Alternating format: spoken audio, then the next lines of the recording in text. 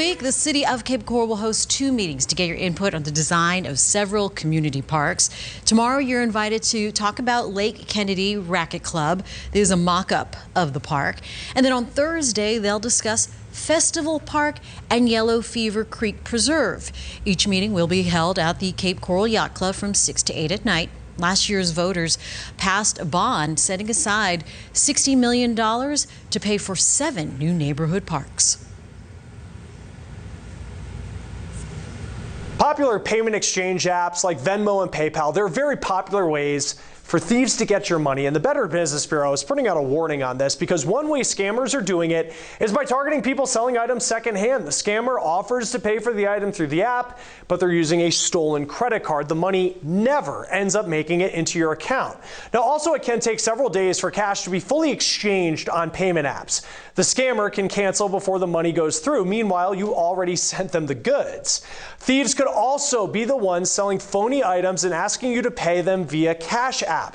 Now, it's best not to send anyone anything that you're selling until the funds have transferred out of the Cash App and hit your regular bank account, or use the apps that only you use with people that you know.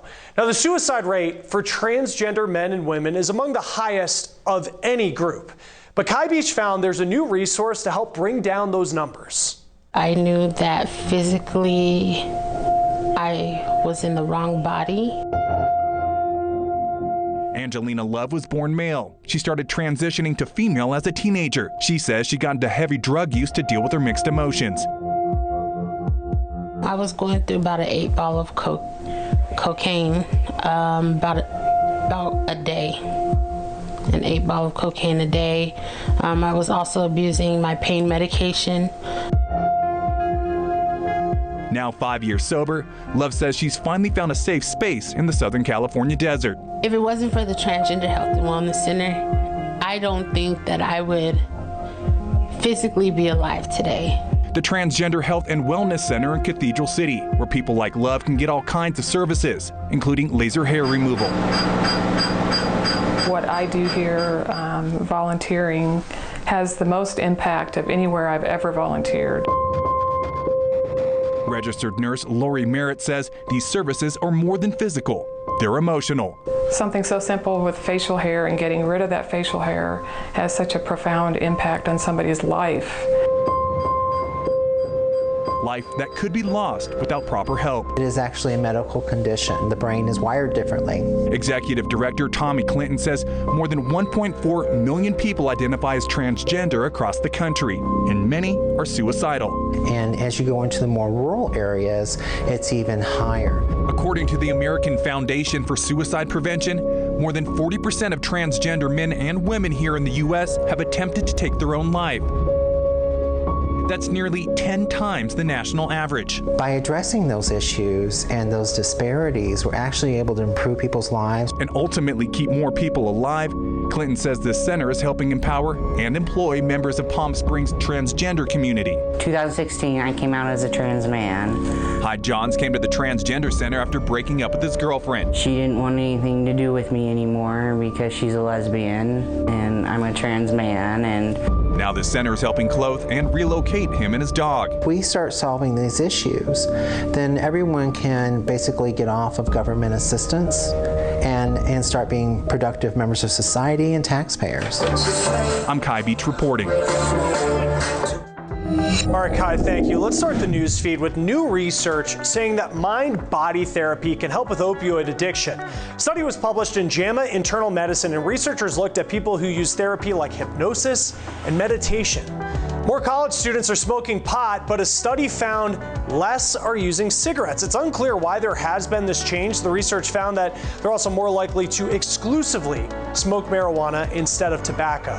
A new study says that climate change could pose a danger for U.S. troops. There's a nonprofit that put out a study that says by mid-century, service members on U.S. bases could see an average of an extra month of life-threatening heat every year. The military is working to develop new training methods for dealing with higher temperatures. Drug prices continue to increase, forcing people to make tough decisions.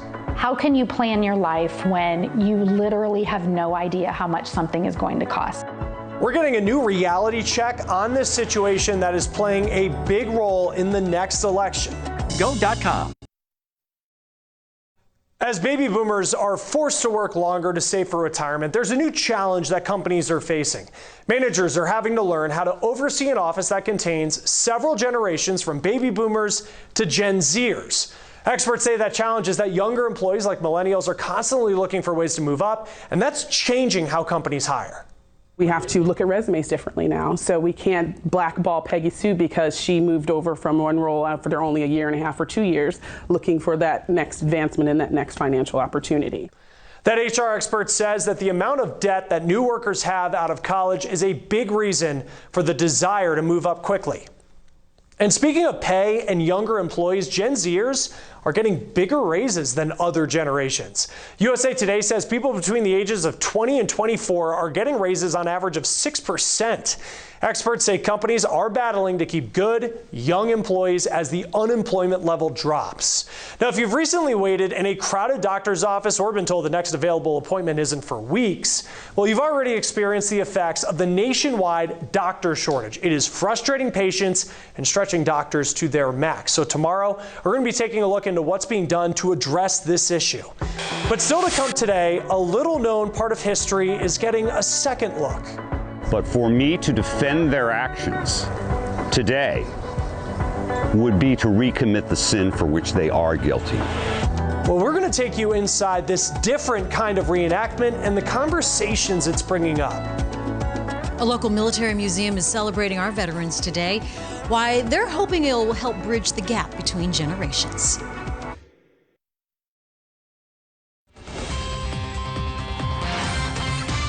The Military Heritage Museum in Punta Gorda held a special ceremony for veterans today. Visitors met inside the theater for the presentation this morning. Afterward, they were able to take a tour through the museum. The galleries have items dating back from the Revolutionary War up to modern-day conflicts. The executive director says they also added activities and exhibits like a flight simulator and small battle tanks. They hope this will open the line of communication between adults and kids about our history.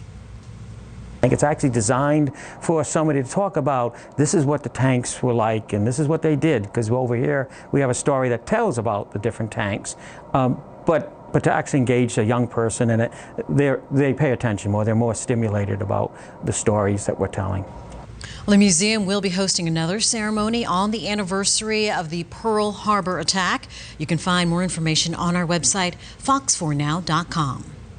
Businesses across the country are offering some freebies this Veterans Day. Restaurants like Chili's, Applebee's, and IHOP are offering a free meal to veterans and active military members, while Target's giving a 10% discount, and Amazon is chopping the price of Prime from $119 to $79. That's for the year. The National Park Service is also giving free entrance to veterans and their families today.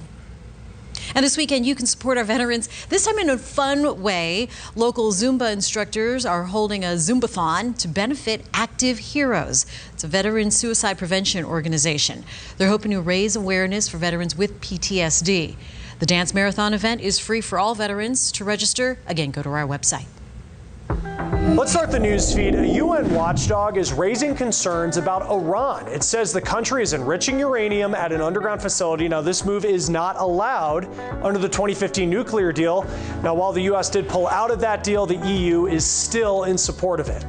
The Supreme Court will listen to arguments tomorrow about a major immigration rule. The president, he is trying to end DACA. It helps undocumented immigrants who were brought to the U.S. as children. A decision on this expected in the spring. Well, if you ate vegetables, you can make an argument it's not your fault. At least that's what science is now saying. There's a study that says genetics may be the reason why. Scientists say some people are what they consider super tasters who have extreme sensitivity to bitter foods, and people in this category are almost 3 times more likely to eat fewer veggies.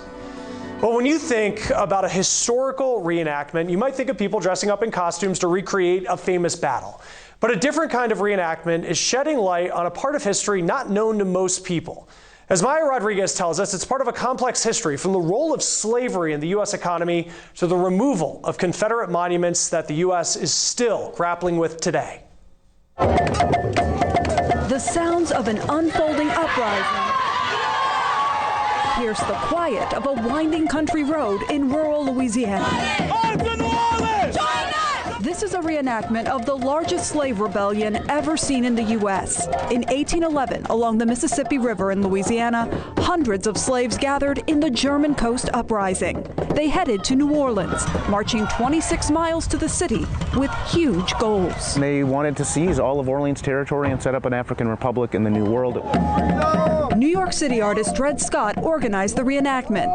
Part community performance, part documented art project, the reenactors marched 26 miles on Friday and Saturday, trying to bring attention to a part of history virtually unheard of, both back in 1811 and now. Reenacting this slave rebellion has everything to do with excavating this history, so people know the history, but also people thinking about how we get free today.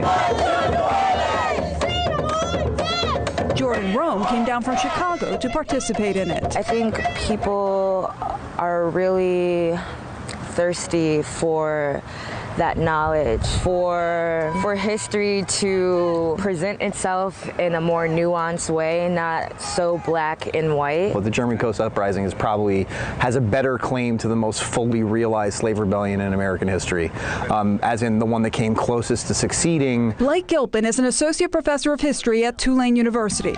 Despite the uprising's eventual suppression, he says it's a part of history